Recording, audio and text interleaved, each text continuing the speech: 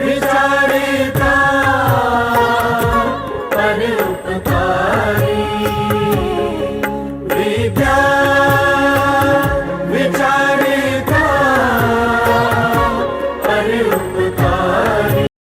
ਦਿੱਲੀ ਤੋਂ ਸਾਡੇ ਨਾਲ ਜੁੜੇ ਹੋਏ ਨੇ ਦਿਆਲ ਸਿੰਘ ਕਾਲਜ ਦਿੱਲੀ, ਨਵੀਂ ਦਿੱਲੀ ਤੋਂ ਡਾਕਟਰ ਰਵੀ ਰਵਿੰਦਰ ਜੀ, ਜੋ ਕਿ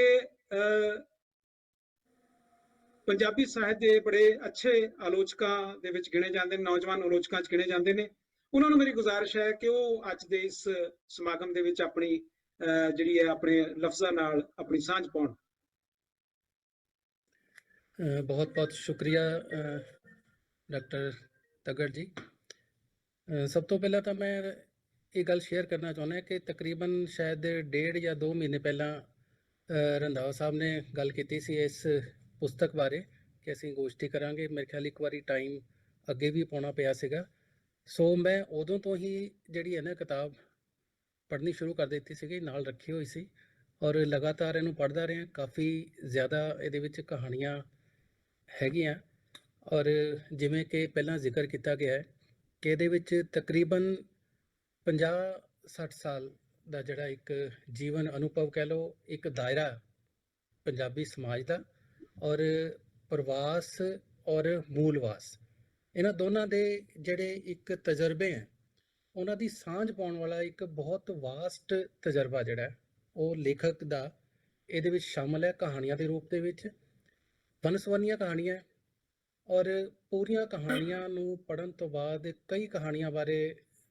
मन दे विच बनदा है, इंप्रैशन बनदा है एक पाठक के तौर पर कि तुसीं किस तरह इहदे उपर जिहड़ा है कोई ना कोई कमेंट कर सकते हो।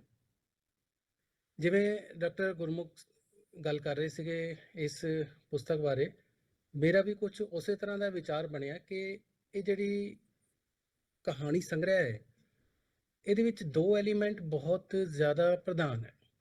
एक तो है एक रोमांटिक ਜਿਹੜਾ ਸਾਡਾ ਇੱਕ ਰਾਈਟਿੰਗ ਦਾ ਤਰੀਕਾ ਹੈ, ਉਹਦੀ ਮੈਂ ਡਿਟੇਲ ਥੋੜੀ ਹੋਰ ਅੱਗੇ ਕਰ ਸਕਦਾ ਇੱਕ ਦੋ ਕਹਾਣੀ ਦੇ ਰੈਫਰੈਂਸ ਨਾਲ। ਉਸ ਤੋਂ ਜ਼ਿਆਦਾ ਇੰਪੋਰਟੈਂਟ ਜਿਹੜੀ ਉਹ ਮੈਮਰੀਜ਼ ਦੀ ਗੱਲ ਕਰ ਰਹੇ ਸੀ, ਤਾਂ ਮੈਮਰੀਜ਼ ਦੇ ਵਿੱਚ ਵੀ ਇੱਕ ਆਰਕਾਈਵਲ ਟਾਈਪ ਦਾ ਜਿਹੜਾ ਇੱਕ ਰੂਪਾਕਾਰ ਹੈ, ਸਮ੍ਰਿਤੀ ਮੂਲਕ ਜਿਹੜਾ ਹੈ, ਉਹਦੇ ਵਿੱਚ ਕਾਫੀ ਪ੍ਰਧਾਨ ਰਹਿੰਦਾ। ਇਹ ਹੁਣ ਸਿਰਫ ਮੈਮਰੀਜ਼ ਨਹੀਂ ਹੈ, ਯਾਦਾਂ ਵੀ ਨਹੀਂ ਹੈਗੀਆਂ, ਇੱਕ ਆਰਕਾਈਵਲ ਇਹਦੀ ਜਿਹੜੀ ਵੈਲਿਊ ਉਹ ਬਣ ਜਾਂਦੀ ਹੈ। ਪ੍ਰਵਾਸ ਦੇ ਵਿੱਚ ਜਾ ਕੇ ਜਿਸ ਨਵੇਂ ਅਨੁਭਵ ਨੂੰ ਜਿਹੜੇ ਕਹਾਣੀਕਾਰ ਹੈ ਉੱਥੇ ਅਨੁਭਵ ਕਰ ਰਹੇ ਨੇ, ਉਸੇ ਅਨੁਭਵ ਨੂੰ ਜੋ ਉਹਨਾਂ ਨੇ ਭਾਰਤ ਦੇ ਵਿੱਚ ਜਾਂ ਪੰਜਾਬ ਦੇ ਵਿੱਚ ਬਿਤਾਇਆ, ਜੀਵਿਆ, ਉਸ ਦੀ ਤੁਲਨਾ ਪ੍ਰਵਾਸ ਦੇ ਨਾਲ, ਉਸ ਜੀਵਨ ਅਨੁਭਵ ਦੇ ਨਾਲ ਔਰ ਭਾਰਤ ਦੇ ਨਾਲ, ਇਹ ਬਹੁਤ ਇੱਕ ਸਹਿਜ ਵਰਤਾਰਾ ਹੈ ਜਿਹੜਾ ਕਿ ਹੋ ਜਾਂਦਾ ਹੈ। ਇੱਥੇ ਹੀ ਜਿਹੜਾ ਇਸ ਕਹਾਣੀਕਾਰ ਦੀ ਖੂਬੀ ਇਹ ਬਣਦੀ ਹੈ, ਜਿੱਥੇ ਉਹਨਾਂ ਦੀ ਇੱਕ ਜਿਹੜੀ ਪੱਤਰਕਾਰੀ ਦਾ ਜਿਹੜਾ ਕਿੱਤਾ ਸੀਗਾ ਔਰ ਪੱਤਰਕਾਰੀ ਦੀ ਇੱਕ ਭਾਸ਼ਾ ਹੈ ਜਿਹੜੀ ਕਿ ਜਜਮੈਂਟਲ ਨਹੀਂ ਹੁੰਦੀ, ਉਹ ਇੱਕ ਰਿਪੋਰਟਿੰਗ ਦੀ ਤਰ੍ਹਾਂ ਇੱਕ ਬੈਲੈਂਸ ਦੇ ਵਿੱਚ ਚੀਜ਼ ਨੂੰ ਰੱਖਣ ਦੀ ਕੋਸ਼ਿਸ਼ ਕਰਦੀ ਹੈ, ਹਰ ਪੱਖ ਨੂੰ, ਔਰ ਉਹਨੂੰ ਜਸਟੀਫਾਈ ਕਰਨ ਦੀ ਵੀ ਕੋਸ਼ਿਸ਼ ਕਰਦੀ ਹੈ। ਇਹ ਬਹੁਤ ਬਾਰੀਕ ਐਲੀਮੈਂਟ ਹੈ।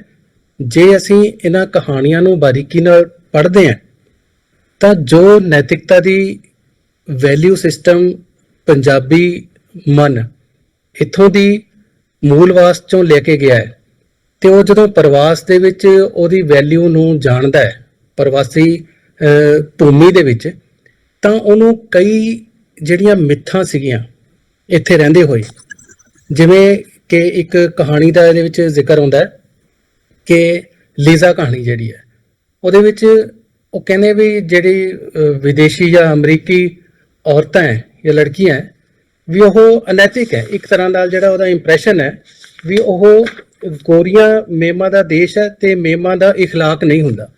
ਇੱਕ ਆਰਕੀਟਾਈਪ ਹੈ ਜਿਹੜਾ ਕਿ ਭਾਰਤੀ ਜਾਂ ਪੰਜਾਬੀ ਮਨ ਦੇ ਵਿੱਚ ਇੱਕ ਬਣਿਆ ਹੋਇਆ। ਹੁਣ ਉਹ ਕਹਾਣੀ ਇਸ ਚੀਜ਼ ਨੂੰ, ਇਸ ਆਰਕੀਟਾਈਪ ਨੂੰ ਕਿਵੇਂ ਚੇਂਜ ਕਰਦੀ ਹੈ, ਤੋੜਦੀ ਹੈ, ਔਰ ਕਿਸ ਲੈਵਲ ਤੇ ਤੋੜਦੀ ਹੈ, ਔਰ ਉਸ ਲੈਵਲ ਤੇ ਤੋੜਦੀ ਹੈ ਕਿ ਜਿਹੜਾ ਇੱਕ ਸੰਵੇਦਨਸ਼ੀਲਤਾ ਔਰਤ ਦੀ ਹੈ, ਉਹ ਭਾਵੇਂ ਭਾਰਤੀ ਹੈ ਜਾਂ ਭਾਵੇਂ ਪੱਛਮੀ ਹੈ, ਉਹ ਇੱਕੋ ਹੀ ਹੈ। ਉਹਨਾਂ ਦੇ ਜਿਹੜੇ ਮਾਨਵੀ ਮੁੱਲਾਂ ਦੇ ਜਿਹੜੇ ਦੁੱਖ ਦਰਦ ਜਾਂ ਕੋਈ ਵੀ ਭਾਵ ਹੈ, ਉਹ ਇੱਕ ਲੈਵਲ ਤੇ ਜਾ ਕੇ ਸਾਂਝੇ ਹੈ, ਉਹਦੇ ਵਿੱਚ ਕੋਈ ਫਰਕ ਨਹੀਂ ਪੈ ਰਿਹਾ। ਸੋ ਇਹ ਇੱਕ ਆਰਕੀਟਾਈਪ ਜਿਹੜੇ ਇੱਥੇ ਦੇ ਜੀਵਨ ਅਨੁਭਵ ਦੇ ਵਿੱਚੋਂ ਪੱਛਮੀ ਜੀਵਨ ਪੱਧਤੀ ਨੂੰ ਲੈ ਕੇ, ਨੈਤਿਕਤਾ ਨੂੰ ਲੈ ਕੇ ਚੱਲਦੇ ਸੀਗੇ, ਉਹ ਹੋਰ ਵੀ ਕਈ ਕਹਾਣੀਆਂ ਦੇ ਵਿੱਚ ਇਸ ਤਰ੍ਹਾਂ ਦੇ ਟੁੱਟਦੇ ਹੈ। ਇੱਕ ਹੋਰ ਆਰਕਾਈਵਲ ਜੇ ਇਹਨੂੰ ਮੈਮਰੀਜ਼ ਦੀ ਗੱਲ ਦੇ ਵਿੱਚ ਦੇਖਦੇ ਹਾਂ ਤਾਂ ਇੱਕ ਇਹਨਾਂ ਦੀ ਕਹਾਣੀ ਹੈਗੀ ਦੇਸ ਪਰਾਏ। ਹੁਣ ਦੇਸ ਪਰਾਏ ਮੈਂ ਕਹਾਣੀ ਨਹੀਂ ਪੂਰੀ ਉਹਨੂੰ ਡਿਸਕਸ ਕਰਦਾ ਜਾਂ ਦੱਸਦਾ, ਉਹਦਾ ਜਿਹੜਾ ਲਾਸਟ ਦੇ ਵਿੱਚ ਬਹੁਤ ਪਿਆਰੀ ਵਰਡਿੰਗ ਹੈ, ਜਿਹੜੀ ਕਿ ਇਹਨਾਂ ਦੀ ਮੂਲ ਵਾਸ ਦੇ ਨਾਲ ਜੋ ਇੱਕ ਸੰਬੰਧ ਹੈ, ਉਹਨੂੰ ਬਹੁਤ ਸੰਵੇਦਨਸ਼ੀਲਤਾ ਦੇ ਨਾਲ ਨਾ, ਬਹੁਤ ਜਿਹਨੂੰ ਕਹਿੰਦੇ ਨਾਜ਼ੁਕ ਲਹਿਜ਼ੇ ਦੇ ਵਿੱਚ ਉਸ ਨੂੰ ਡੀਲ ਕਰਦਾ ਹੈ। ਮੈਂ 2 ਲਾਈਨਾਂ ਤੋਂ ਉਹਦੇ ਵਿੱਚ ਪੜ੍ਹ ਦਿੰਦਾ। ਉਹ ਕਹਿੰਦੇ ਕਿ ਨਿੰਦਰ ਆਪਣੇ ਉਜਾੜ ਬਣੇ ਘਰ ਵਿੱਚ ਬੇਗਾਨੀ ਬਣੀ ਬੈਠੀ ਹੈ, ਉੱਠਦੀ ਹੈ, ਜੰਦਰੇ ਮਾਰਦੀ ਹੈ, ਘਰ ਨੂੰ ਵੀ ਤੇ ਪੁਰਾਣੀਆਂ ਯਾਦਾਂ ਨੂੰ ਵੀ ਆਰਕਾਈਵ ਕਰ ਦਿੰਦੀ ਹੈ, ਉਹਨਾਂ ਨੂੰ ਯਾਦਾਂ ਨੂੰ। ਅੱਖਾਂ ਦੇ ਅਥਰੂ ਪੂੰਝਦੀ ਹੈ ਤੇ ਆਪਣੀ ਜ਼ਿੰਦਗੀ ਦੇ ਅਸਲ ਸਫ਼ਰ ਵੱਲ ਪੈਰ ਵਧਾ ਲੈਂਦੀ ਹੈ। ਮਤਲਬ ਆਰਕਾਈਵਸ ਤੋਂ ਵਾਪਸ ਜਿਹੜਾ ਨਾ ਉਹ ਆਪਣੀ ਰਿਐਲਿਟੀ 'ਚ ਆ ਜਾਂਦੀ ਹੈ। ਨੈਕਸਟ ਲਾਈਨ ਸੋਚਦੀ ਹੈ, ਹੁਣ ਇਹ ਘਰ ਫਿਰ ਸੁਪਨਿਆਂ ਵਿੱਚ ਆਵੇਗਾ, ਆਪਣਾ ਆਪਣਾ ਲੱਗੇਗਾ ਤੇ ਫਿਰ ਇੱਥੇ ਆਉਣ ਨੂੰ ਜੀ ਤਰਸੇਗਾ। ਹੁਣ ਕਈ ਕਹਾਣੀਆਂ ਦੇ ਵਿੱਚ ਜਦੋਂ ਤੁਸੀਂ ਦੇਖਦੇ ਹੋ ਕਿ ਜਿਹੜਾ ਲੇਖਕ ਹੈ ਜਾਂ ਜੋ ਇੱਕ ਪਾਤਰ ਹੈ, ਕਿਰਦਾਰ ਹੈ, ਉਹ ਜਦੋਂ ਆਪਣੇ ਪਿੰਡ ਜਾਂ ਦੇਸ਼ ਵਿੱਚ ਵਾਪਸ ਜਾਂਦਾ ਹੈ ਤਾਂ ਉਹ ਇੱਕ ਰੁਕੀਆਂ ਹੋਈਆਂ ਯਾਦਾਂ ਨੂੰ ਲੈ ਕੇ ਜੋ ਗਿਆ ਸੀਗਾ, ਉਸੇ ਟਾਈਮ ਨੂੰ ਉਹ ਵਾਪਸ ਜੀਣਾ ਚਾਹੁੰਦਾ ਹੈ। ਉਹਦੀਆਂ ਕਲਪਨਾਵਾਂ ਦੇ ਵਿੱਚ ਉਹ 20 ਸਾਲ 30 ਸਾਲ 40 ਸਾਲ ਪੁਰਾਣਾ ਪੰਜਾਬ, ਪਿੰਡ, ਘਰ, ਯਾਰ ਦੋਸਤ, ਜਿਹੜੇ ਕਿ ਨੈਚੁਰਲੀ ਇੱਥੇ ਉਹ ਵੱਡੇ ਹੋ ਚੁੱਕੇ ਆ, ਕਈ ਲੋਕ ਨਹੀਂ ਰਹੇ, ਚੰਦਰੇ ਲੱਗ ਗਏ, ਕਈ ਉੱਧਰ ਉੱਧਰ ਚਲੇ ਗਏ, ਤਾਂ ਉਹ ਸਮੇਂ ਦੇ ਨਾਲ ਪਰਿਵਰਤਨ ਇੱਥੇ ਵੀ ਆਇਆ, ਇੱਥੇ ਦਾ ਵੈਲਿਊ ਸਿਸਟਮ ਵੀ ਚੇਂਜ ਹੋਇਆ। ਪਰ ਜੋ ਆਰਕਾਈਵਡ ਇੱਕ ਉਹਨਾਂ ਦੀ ਮੈਮਰੀਜ਼ ਹੈ ਪ੍ਰਵਾਸ ਦੇ ਵਿੱਚ ਕਰਕੇ ਗਏ ਹੋਏ, ਉਹ ਇੱਕ ਰੋਮਾਂਟਿਕ ਫੀਲਿੰਗ ਦਿੰਦੇ ਆ ਉਹਨਾਂ ਨੂੰ, ਉਹਦੇ ਵਿੱਚ ਇੱਕ ਆਨੰਦ ਦੀ ਪ੍ਰਤੀਤੀ ਹੁੰਦੀ ਹੈ, ਉਹਨਾਂ ਨੂੰ ਉਹ ਰੋਮਾਂਟਿਸਾਈਜ਼ ਕਰਦਾ ਹੈ ਉਹਨਾਂ ਮੈਮਰੀਜ਼ ਨੂੰ। ਉਹ ਚੀਜ਼ਾਂ ਰੀਲਿਵ ਨਹੀਂ ਕਰ ਸਕਦਾ, ਇਸ ਕਰਕੇ ਉਹਨੂੰ ਲੱਗਦਾ ਹੈ ਕਿ ਜੋ ਕੁਝ ਇੱਥੇ ਉਹਨੇ ਵੇਖਿਆ, ਜੋ ਕੁਝ ਬੀਤ ਗਿਆ, ਉਹਨੂੰ ਜੰਦਰਾ ਮਾਰ ਕੇ ਆਪਣੀਆਂ ਕਲਪਨਾਵਾਂ ਦੇ ਵਿੱਚ ਉਹ ਉਸ ਨੂੰ ਫੀਲ ਕਰਨਾ ਚਾਹੁੰਦਾ ਹੈ, ਜਿਉਣਾ ਚਾਹੁੰਦਾ ਹੈ, ਕਿਉਂਕਿ ਉਹਦੇ ਵਾਸਤੇ ਉਹਦੀ ਵੈਲਿਊ ਉਸ ਰੁਕੇ ਹੋਏ ਸਮੇਂ ਦੇ ਵਿੱਚ ਹੀ ਸੀ। ਜੇ ਅੱਜ ਦੇ ਸਮੇਂ ਦੇ ਵਿੱਚ ਉਹ ਸਾਰੀ ਤਬਦੀਲੀ ਜਾਂ ਚੇਂਜ ਦੇਖੇਗਾ ਤਾਂ ਉਹਦਾ ਜਿਹੜਾ ਸਭ ਤੋਂ ਵੱਡਾ ਐਗਜ਼ਾਮਪਲ ਉਹ ਮਿਲਦਾ ਹੈ ਖੱਟੀ ਕਮਾਈ ਦੇ ਵਿੱਚ। ਹੁਣ ਖੱਟੀ ਕਮਾਈ ਦੇ ਵਿੱਚ ਉਹ ਜਦੋਂ ਜਾ ਰਿਹਾ, ਇੱਕ ਉਹ ਸੀਨ ਹੈ ਕਿ ਕਿਸ ਤਰ੍ਹਾਂ ਉਹਦੀ ਜਿਹੜੀ ਮਦਰ ਹੈ ਉਹਨੂੰ ਪਿਆਰ ਨਾਲ ਕਹਿੰਦੀ ਹੈ ਕਿ ਤੂੰ ਖੱਟੀ ਕਮਾਈ ਕਰਕੇ ਵਾਪਸ ਆਉਣਾ ਹੈ। ਸੋ ਇੱਕ ਜੀਵਨ ਦਾ ਇੱਕ ਉਹ ਸੁਪਨਾ ਹੁੰਦਾ ਸੀਗਾ ਵੀ ਕਮਾ ਕੇ ਵਾਪਸ ਆਵਾਂਗੇ। ਥਰੂ ਦ ਜਨਰੇਸ਼ਨਸ ਉੱਥੇ ਹੋਇਆ ਇਹ ਕਿ ਰਿਐਲਿਟੀ ਇਹ ਹੋਈ ਕਿ ਸਮਾਂ ਉੱਥੇ ਵੀ ਬੀਤਦਾ, ਜਿਹੜੀ ਨਵੀਆਂ ਜਨਰੇਸ਼ਨਸ ਹੈ ਉਹ ਉੱਥੇ ਜੰਮੀਆਂ ਪਲੀਆਂ ਉੱਥੇ ਰਹਿਣਾ ਚਾਹੁੰਦੀਆਂ, ਇਹ ਉਹਨਾਂ ਦੀ ਇੱਕ ਆਪਣੀ ਮਜਬੂਰੀ ਹੈ ਕਿਉਂਕਿ ਉਹਨਾਂ ਦਾ ਸਪੇਸ ਉਹ ਬਣ ਚੁੱਕਿਆ। ਸੋ ਇਸ ਸਾਰੇ ਸਿਸਟਮ ਦੇ ਦੌਰਾਨ ਜਦੋਂ ਉਹ ਵਾਪਸ ਆ ਰਿਹਾ ਇਸ ਮਨ ਦੇ ਨਾਲ ਕਿ ਮੈਂ ਵਾਪਸ ਜਾ ਕੇ ਉੱਥੇ ਰਹਿਣਾ ਚਾਹੁੰਦਾ ਹਾਂ, ਤਾਂ ਉਸੇ ਪਿੰਡ ਨੂੰ, ਉਸੇ ਗੁਰਦੁਆਰਾ ਸਾਹਿਬ ਨੂੰ, ਉਸੇ ਨਿਸ਼ਾਨ ਸਾਹਿਬ ਨੂੰ ਉਹ ਉਸੇ ਰੂਪ ਦੇ ਵਿੱਚ ਦੇਖਣਾ ਚਾਹੁੰਦਾ ਹੈ, ਫੀਲ ਕਰਨਾ ਚਾਹੁੰਦਾ ਹੈ, ਤੇ ਉਹ ਇੱਕ ਉਦਰੇਵਾਂ ਉਹਦੇ ਵਿੱਚ ਪੈਦਾ ਹੋ ਰਿਹਾ ਤੇ ਉਹਨੂੰ ਲੱਗ ਰਿਹਾ ਵੀ ਮੈਂ ਇੱਥੇ ਰਹਾਂਗਾ। ਪਰ ਜਿਹੜੀ ਉਹਦੀ ਇੱਥੇ ਫੈਮਿਲੀ ਹੈ, ਹੁਣ ਨੈਕਸਟ ਹੈ, ਜੇ ਮਾਤਾ ਨਹੀਂ ਹੈ ਪਰ ਭਰਾ ਹੈ, ਸਰੀਕੇਬਾਜੀ ਹੈ, ਇਹ ਕਮਾ ਕੇ ਇੱਥੇ ਜਿਹੜਾ ਇਨਵੈਸਟਮੈਂਟ ਵੀ ਕਰ ਰਹੇ ਹਨ, ਪਰ ਉਹ ਕਿਉਂਕਿ ਜੋ ਇੱਥੇ ਰਹਿ ਰਹੇ ਹਨ ਉਹਨਾਂ ਦੇ ਮਨ ਬਦਲੇ ਹੈ ਨਹੀਂ ਬਦਲੇ, ਉਹ ਕਿਸ ਤਰ੍ਹਾਂ ਰਿਸਪੌਂਡ ਕਰ ਰਹੇ ਹੈ। ਕਹਾਣੀ ਦਾ ਮੁੱਦਾ ਇਹ ਨਹੀਂ ਸੀਗਾ, ਕਹਾਣੀ ਦਾ ਮੁੱਦਾ ਇਹ ਬਣਦਾ ਹੈ ਕਿ ਉਹ ਕਿਸ ਤਰ੍ਹਾਂ ਇਸ ਸਿਚੁਏਸ਼ਨ ਨੂੰ ਆਪਣੇ ਮਨ ਦੇ ਵਿੱਚ ਰੈਸ਼ਨਲਾਈਜ਼ ਕਰ ਰਿਹਾ। ਜਿਹੜਾ ਪਾਤਰ ਹੈ ਉਹ ਵਾਪਸ ਜਾ ਰਿਹਾ ਔਰ ਉਹ ਰੈਸ਼ਨਲਾਈਜ਼ ਕਰ ਲੈਂਦਾ ਵੀ ਜਦੋਂ ਉਹਦੀ ਭਰਜਾਈ ਜਿਹੜੀ ਹੈਗੀ ਆ ਉਹ ਕਹਿ ਰਹੀ ਹੈ ਵੀ ਇਹ ਉੱਥੇ ਚੰਗਾ ਭਲਾ ਖਾ ਪੀ ਰਹੇ ਆ, ਕਮਾ ਰਹੇ ਆ, ਵੀ ਇੱਥੇ ਵੀ ਕਿਉਂ ਆਉਣਾ ਚਾਹੁੰਦੇ ਆ। ਇਹ ਪ੍ਰੋਬਲਮ ਉਹਨਾਂ ਨੂੰ ਲੱਗਦਾ ਹੈ ਵੀ ਸ਼ਾਇਦ ਇੱਕ ਜ਼ਮੀਨ ਦੇ ਵੰਡ ਜਾਣ ਕਰਕੇ, ਭਾਵੇਂ ਉਹ ਇਹਨਾਂ ਨੇ ਆਪਣੀ ਇਨਵੈਸਟਮੈਂਟ ਦੇ ਨਾਲ ਉੱਥੇ ਖਰੀਦੀ ਹੈ, ਪਰ ਉਹ ਵੀ ਪਾਰਟ ਇੱਥੇ ਦਾ ਬਣ ਜਾਂਦਾ ਹੈ। ਉਹ ਇੱਥੇ ਦੇ ਇੱਕ ਪੁਰਾਣੇ ਸਿਸਟਮ ਦਾ ਹਿੱਸਾ ਬਣ ਜਾਂਦਾ ਹੈ, ਜਿਹਦਾ ਹੁਣ ਉਹ ਇਹਨਾਂ ਨੂੰ ਮਹਿਮਾਨ ਸਮਝਦੇ ਆ, ਇਹਦਾ ਹਿੱਸਾ ਨਹੀਂ ਸਮਝਦੇ। ਸੋ ਇਸ ਤਰ੍ਹਾਂ ਦੀ ਜਿਹੜੀ ਦਿਲਚਸਪ ਸਿਚੁਏਸ਼ਨ ਜਿਹੜੀ ਹੈ ਨਾ, ਉਹ ਪਿਛੋਕੜ ਦੀ ਆਰਕਾਈਵਲ ਵੈਲਿਊ ਨੂੰ ਪ੍ਰਗਟ ਕਰਦੀ ਹੈ।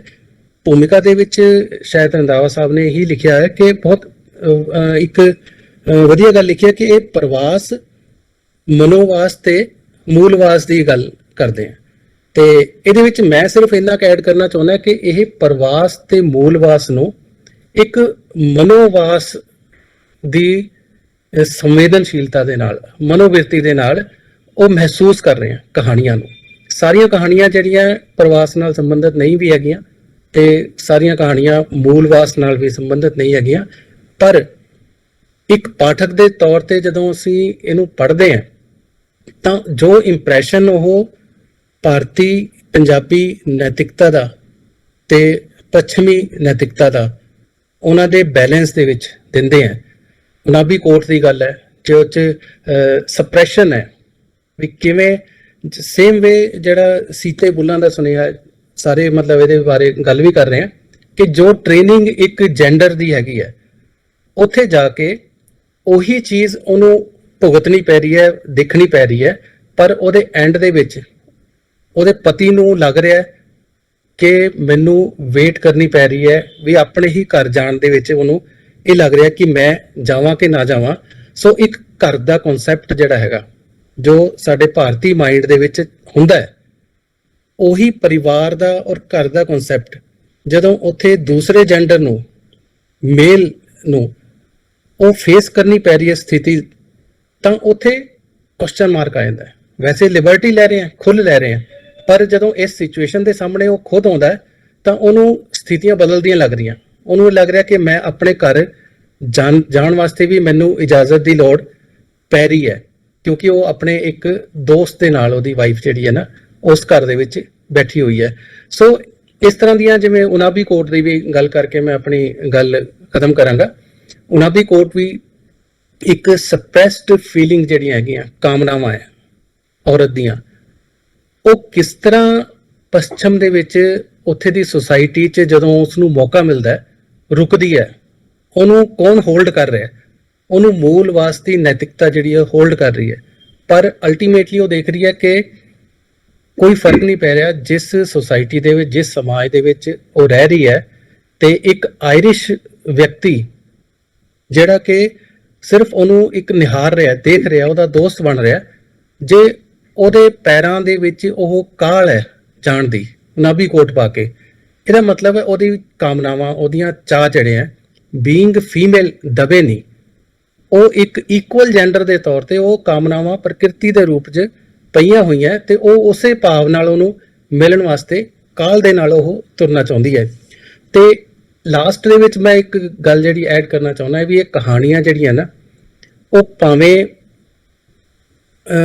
ਦੋਨੋਂ ਸਮਾਜ ਦੀਆਂ ਗੱਲਾਂ ਕਰਦੀਆਂ, ਪਰ ਹਾਲੇ ਵੀ ਇਹ ਕਹਾਣੀਆਂ ਜਿਹੜੀਆਂ ਨਾ, ਮਤਲਬ ਕੁਝ ਓਪਨ ਨਹੀਂ, ਹਜੇ ਵੀ ਬਹੁਤ ਕੁਝ ਲੁਕੋ ਕੇ, ਛੁਪਾ ਕੇ, ਦਬਾ ਕੇ ਹੀ ਚੱਲਦੀਆਂ। ਇਹ ਹਜੇ ਵੀ ਸੀਤੇ ਬੁੱਲਾਂ ਦਾ ਹੀ ਇੱਕ ਸੁਨੇਹਾ ਹੈ, ਪੂਰਾ ਉਹਦਾ ਬ੍ਰਿਤਾਂਤ ਨਹੀਂ ਹੈ, ਸਿਰਫ ਸੁਨੇਹਾ ਹੈ। ਔਰ ਇਹਦੇ ਵਿੱਚ ਸਭ ਤੋਂ ਵਧੀਆ ਗੱਲ ਹੈ ਕਿ ਜੋ ਚੁੱਪ ਦੇ ਵਿੱਚ ਜਿਸ ਭਾਵ ਦੀ, ਜਿਸ ਨੈਤਿਕਤਾ ਦੀ ਸਿਰਜਣਾ ਲੇਖਕ ਕਰਨਾ ਚਾਹੁੰਦਾ ਹੈ, ਉਹ ਉਸ ਨੂੰ ਇੱਕ ਸੈਲੀਬ੍ਰੇਟ ਕਰ ਰਿਹਾ, ਉਹ ਆਨੰਦ ਦੇ ਰੂਪ 'ਚ ਲੈ ਰਿਹਾ। ਸੋ ਇਹ ਬਹੁਤ ਨਵੀਂ ਕਿਸਮ ਦਾ ਜਿਹੜਾ ਨਾ, ਮੈਨੂੰ ਲੱਗਦਾ ਹੈ ਇੱਕ ਵਿਸ਼ਾ ਔਰ ਸਥਿਤੀ ਜਿਹੜੀ ਹੈ ਉਹ ਪ੍ਰਵਾਸੀ ਕਹਾਣੀ ਦੇ ਵਿੱਚ ਇਹਨਾਂ ਕਹਾਣੀਆਂ ਰਾਹੀਂ ਪੇਸ਼ ਹੋ ਰਹੀ ਹੈ। ਤੇ ਮੈਂ ਬਾਕੀ ਪੇਪਰ ਦੇ ਵਿੱਚ ਡਿਟੇਲ ਤੁਹਾਨੂੰ ਸਾਰਿਆਂ ਨੂੰ ਮਿਲ ਹੀ ਜਾਏਗਾ, ਜਿਵੇਂ ਤੁਸੀਂ ਕਿਹਾ ਸੀਗਾ ਮੈਂ ਲਿਖਿਆ ਹੋਇਆ, ਔਰ ਤੁਸੀਂ ਮੈਨੂੰ ਮੌਕਾ ਦਿੱਤਾ ਇਸ ਪੁਸਤਕ ਤੇ ਗੱਲਬਾਤ ਕਰਨ ਦਾ। ਮੈਂ ਬਹੁਤ ਸ਼ੁਕਰੀਆ ਕਰਦਾ ਤੁਹਾਡਾ, ਤੇ ਗਰੇਵਾਲ ਸਾਹਿਬ ਨੂੰ ਇੱਕ ਵਾਰੀ ਮੈਂ ਫੇਰ ਵਧਾਈ ਦਿੰਦਾ। ਬਹੁਤ ਬਹੁਤ ਧੰਨਵਾਦ। ਬਹੁਤ ਬਹੁਤ ਧੰਨਵਾਦ ਡਾਕਟਰ ਰਵਿੰਦਰ ਜੀ। ਡਾਕਟਰ ਰਵਿੰਦਰ ਜੀ ਦਿਆਲ ਸਿੰਘ ਕਾਲਜ ਦਿੱਲੀ ਤੋਂ ਸਾਡੇ ਨਾਲ ਜੁੜੇ ਹੋਏ ਸੀ। ਬੜੀਆਂ ਖੂਬਸੂਰਤ ਟਿੱਪਣੀਆਂ ਉਹਨਾਂ ਨੇ ਇਹਨਾਂ ਕਹਾਣੀਆਂ ਦੇ ਬਾਰੇ ਕੀਤੀਆਂ। ਵਾਕਿਆ ਹੀ ਇਹ ਸੀਤੇ ਬੁੱਲਾਂ ਦਾ ਸੁਨੇਹਾ ਹੀ ਹੈ, ਅਜੇ ਅੰਦਰ ਬੜਾ ਕੁਝ ਪਿਆ ਹੈ ਜਿਹੜਾ ਬਾਹਰ ਅਜੇ ਨਿਕਲਣਾ ਬਾਕੀ ਹੈ। ਸੋ ਤੁਹਾਡਾ ਬਹੁਤ ਬਹੁਤ ਸ਼ੁਕਰੀਆ ਡਾਕਟਰ